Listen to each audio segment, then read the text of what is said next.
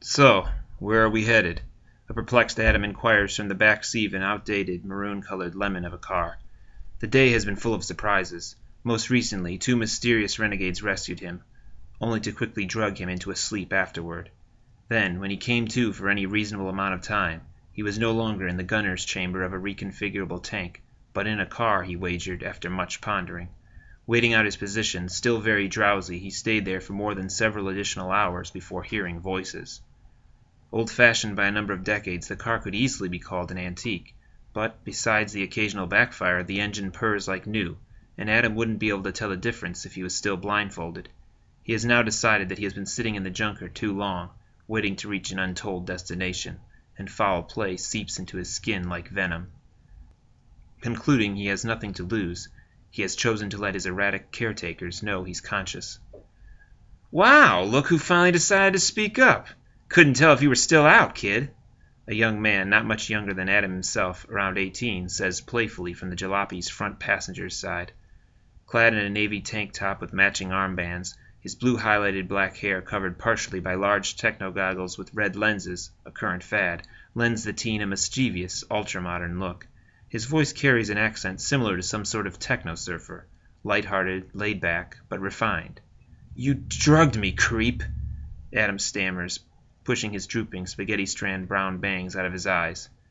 "Relax, man. We just had to keep some things secret from you. Not like we were planning to kill you or something. I maybe loaded up a bit too much knockout gas in the Freedom Maker for Rip to use on you. But you're untied and you can see now. Isn't that good enough?" The youth in the tank top responds, taking offense. "Cool it, you two. Adam, if we wanted to kill you, we would have let you rot in that shock cell. Your execution was already scheduled," announces the tall driver wearing a dark baseball-style hat, its brim pulled down low. Adam immediately recognizes the calm, commanding voice and features of Riptide, the war wagon pilot, in the driver's seat. "Okay, if you're Riptide, then you must be Jam," he says, shaking his head to clear any remaining fog. "You're a sharp one," Jam mocks, adjusting his goggles toward his forehead and checking them out in the right rearview mirror to see that they are just so. "That's no way to treat a guest," states Riptide, as if the father of two arguing boys. "Here, put these clothes on," the older man says as Jam tosses back a bulging plastic grocery bag. "We can't have you roaming around in that tattered officer's uniform." "Consider them a gift of good faith, kid," adds Jam. "Who are you calling a kid?" "I'm looking at him right now," the teen replies, his head turned toward Adam. "Face it, you don't know anything. You're a kid. How else could you swallow what the WDC was selling?" "Jam," Riptide grumbles, staring sternly at the youth, who instantly shuts up upon spotting the man's eyes. "Excuse me if I speak out of turn here, but would you mind telling me our destination?" Adam says, his voice rising, though he decides to go along with Riptide's suggestion, speedily swapping his WDC attire for a sleeveless red shirt and a pair of faded blue jeans. "The Kindle Club, DC's hottest nightclub action," Jam throws back, mimicking a popular commercial. Donned in his new outfit, Adam leans further into the back seat and crosses his arms. "Get real. I don't know if I trust you guys." "Well, believe it, because that's where we're going. We plan to meet someone there about your rescue," Riptide relates. "You didn't think we did all this just for giggles, did you? Repairing my mecha is going to take time and money," Jam retorts, a little peeved. "I'm sticking my skin out pretty far on this one, especially considering this employer is still a big question mark." "You're just as in the dark about this as me?"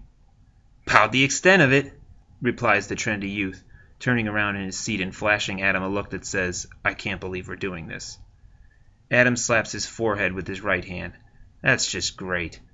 For all you know, you could be walking into some sort of elaborate trap," he rebuts, annoyed.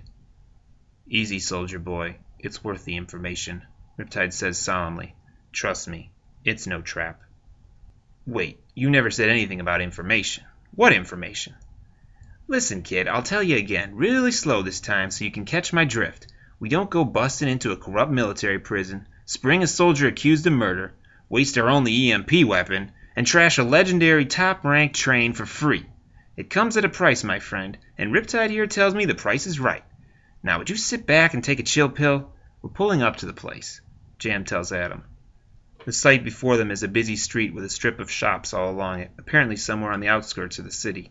In the middle of it all is a crowded nightclub, its hot pink neon sign a flashing advertisement. Kindle Club, DC's hottest, Adam reads in disbelief, while people enter the building like moths drawn to a flame.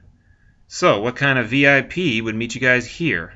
He asks, skepticism overflowing from his mouth. And just who are you guys anyways? Mercs? We have no official title. If you want to put a name to our group, I suppose you could call us the Resistance, notes Riptide. And any person who wanted to keep private and safe would make this a meeting place. Everyone comes here, so no one would dare attempt an assassination at a locale so crowded with people and therefore countless possible witnesses. In crowds like that, anyone can disappear. It's perfect. I still don't feel safe. You saw how they twisted things around in my case, responds an unconvinced Adam. Oh, did they? I'm not so sure you weren't the murderer of Commander Garn, Jam slyly remarks, purposely trying to hit the WDC fugitive's nerves. For the last time, settle down, Jam. We're a team now, even if it is temporary. We need to show our client that Adam is alive and well. With that statement, the trio gets out of the parked car and makes its way from the street to the neon-lit club. But an overweight, intimidating doorman in a pinstriped suit steps in front of them as they try to enter.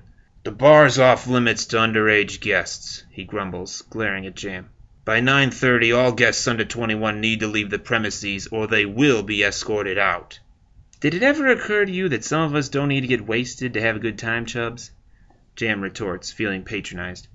If everyone was here for the beer, what the heck would be the point of the dancing beats, huh? The doorman, growing impatient, is about to respond, but Riptide steps in front of Jam and presents the cover charge. I'll keep an eye on him. You're just doing your job. Make sure you do. You don't want trouble at this establishment. Have a nice night, he adds as a courtesy to Adam, the last to enter. Past the bouncer and the red-painted double doors, they walk into a room splashed with the vibrancy of its multicolored lights. The populace there turned all hues of the rainbow. The number of people is dazzling, and the noise of conversation, laughter, and techno music is almost overwhelming. Riptide pulls his cap's brim lower, concealing more of his face in the shadows as they stroll through the spacious room and gradually work their way toward the bar. It is then that an alluring sight catches Adam's eye, and he stands transfixed. There, a girl around 19 dances, dressed to kill in a form-accentuating pink outfit, attracting a crowd to her with her fantastic lithe looks and sleek, flawless dance moves. She does not move like the others nearby, rude and out of sync. Rather, she seems to link to the beat in a smooth swaying motion, rolling with the rhythm, her bobbing blonde ponytail following suit. An amused Jam spots the spellbound Adam headed for the crowd and moves in to block his path. Yo, Romeo Jr., snap out of it already, Jam says impatiently, waving a hand in front of his face. Haven't you ever seen a girl dance before? Nothing special or out of the ordinary, kid, just the facts of life. Now, can we move on? Isn't she amazing? Adam states, his previous concerns washed over in a daze. Weird. There's almost something familiar about her, he mutters, trying to dig up something deep from his subconscious, but unable to discover the reason for the remote sense of déjà vu. Sure, whatever. Like that hottie's gonna fall for an accused murderer. Reality check time, bud. Get your priorities straight. We've got more important things to do, says Jam, bothered and already starting away from Adam. I'm not a murderer, Adam declares, almost too loud. Shh! Pipe down! Want to blow our cover? Jam spits out harshly, putting a finger to his mouth. Cover? Me? You don't think maybe Riptide should have changed that hat of his?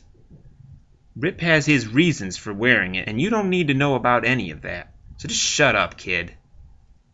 At this interval, the image that Adam was so taken by changes.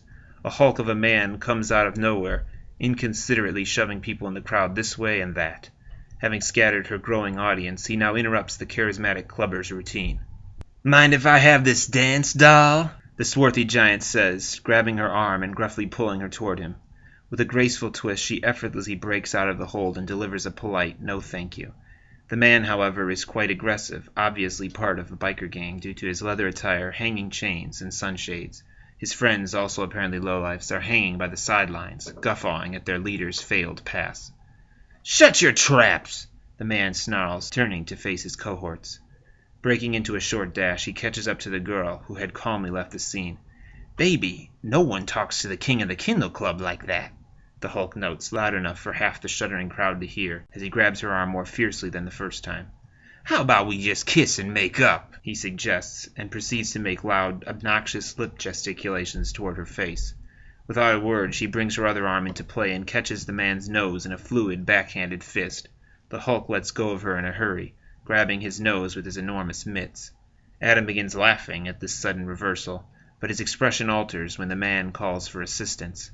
His hooligan friends from the bar scramble over in a hurry, pulling out concealed street weapons of a wide and menacing variety.